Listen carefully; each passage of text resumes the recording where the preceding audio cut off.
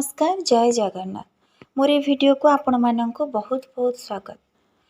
भगवान कण आम अश्रु को अणदेखा करती समस्त भितर ये प्रश्न ए भिडियो माध्यम आपण समस्त सत्य जानीपर। केबे एमिति होइछि कि आपण आखिरु लुह झरी जाउछि, हृदय भांगी जाइछि, आपण भगवान को पाखरे कांदुछंती किंतु लागुछि भगवान शुणुनाहांती। आपण भाबुछंती मु एते कांदुछि, प्रार्थना करुछि, तथापि मो समस्या शेष होउनी। तेबे भगवान केउंठी से मो लुह देखु नाहांती कि? आजिर ए भिडियो रे आपण शुणिबे एमिति गोटे सत्य घटना जहाँ आपणक हृदय को छुईजिब एवं आपण बुझी पारिबे भगवान केबे मध्य आपणक अश्रु को अणदेखा करंती नाही। जीवनर दुख अश्रुर अर्थ। जीवन एक समुद्र, केबे शांत थाए केबे तरंगित थाए। आमे जेतेबेले दुखरे थाउ भगवान को डाकु थाउ, हे प्रभु मु एते पीड़ित अवस्थार अछि, आपण काहेकि मो कथा शुणु नाहांती। किंतु सही समय रे भगवान निजे शांत होई आम पाखरे दौड़ी आसंती, आम लुह देखंती, हेले कथा कहंती नाही काहेकि? कारण से आमको परीक्षा करुछंती आमे आस्था रखिछु कि नाही ताहा देखिबा पई। एक सत्य घटना भगवान को उत्तर। एक युवक थिले, नाम थिला अर्जुन। जीवन रे तांकु सबु हारी जाइथिला, काम, मित्र, परिवार, स्वप्न सबु किछि हरैथिले। से एक रात्रि मनरे भाबिले भगवान जदि आपण अछंती मो लुह को देखंतु। से हृदयरु कांदिले, तांको आखिरु लुह झरिला।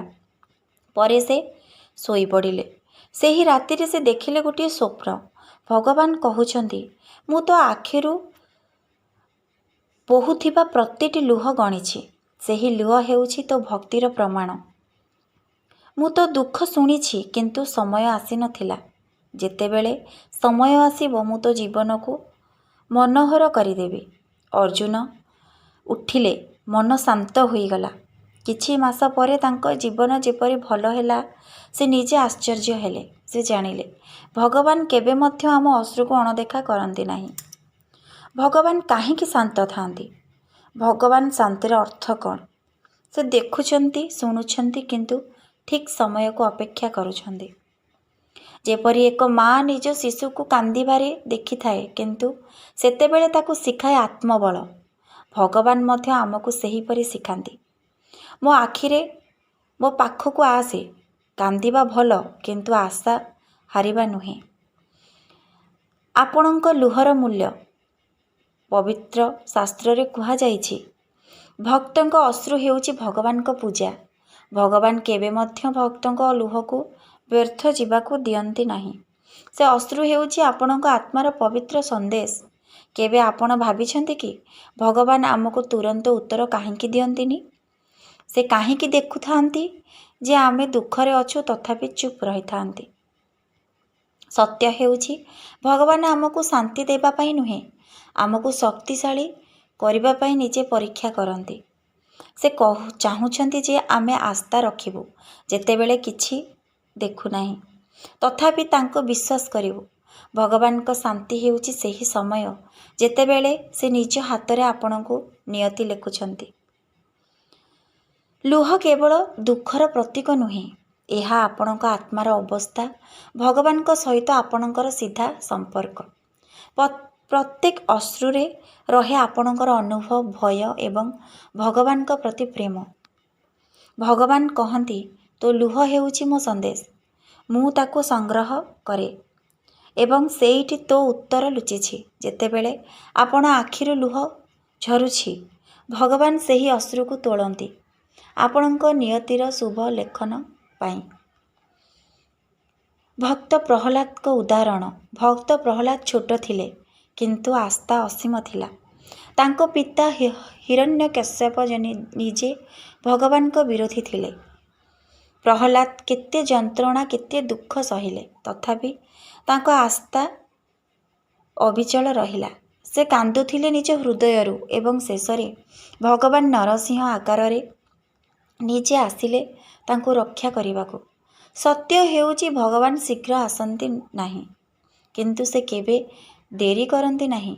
आपणक भितरे थिबा भगवान आपण जेतेबेले कांदंती आपणक ଆପଣ ଭାବୁଛନ୍ତି ଭଗବାନ ବାହାରେ ଅଛନ୍ତି, କିନ୍ତୁ ସତ୍ୟ ହେଉଛି ସେ ଆପଣଙ୍କ ଭିତରେ ଅଛନ୍ତି। ଯେତେବେଳେ ଆପଣ ଲୁହ ଝରଉଛନ୍ତି, ସେ ଲୁହ ଆପଣଙ୍କ ଭିତରେ ଥିବା ଭଗବାନଙ୍କୁ ଜଗାଏ। ସେହି ମନର ଶାନ୍ତି, ସେହି ଶକ୍ତି ହେଉଛି ଭଗବାନଙ୍କ ଉତ୍ତର। ଭକ୍ତି ଓ ସହନଶୀଳତାର ପଥ କ'ଣ? ଜୀବନରେ କେବେ ମଧ୍ୟ ଭଗବାନଙ୍କୁ ଅଭିଯୋଗ କରିବେ ନାହିଁ।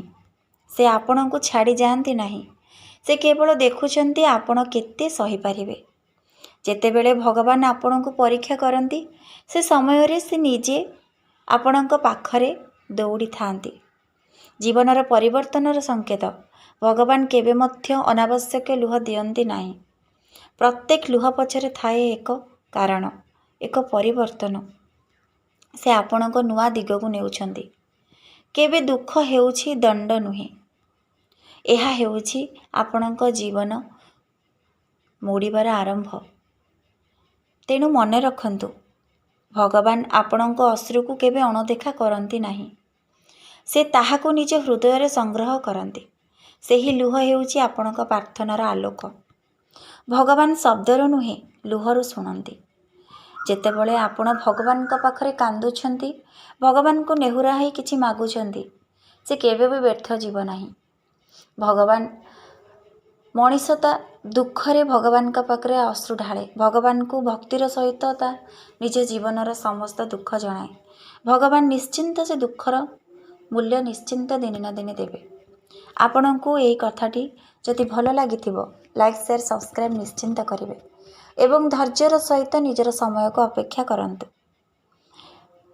ମୋର ଏଇଭଳି ଭିଡ଼ିଓ ଶୁଣିବା ପାଇଁ ମୋ ଭିଡ଼ିଓକୁ ନିହାତି ସବସ୍କ୍ରାଇବ୍ କରିବେ। ରହିଲି। ଜୟ ଜଗନ୍ନାଥ, ଜୟ ଶ୍ରୀକୃଷ୍ଣ।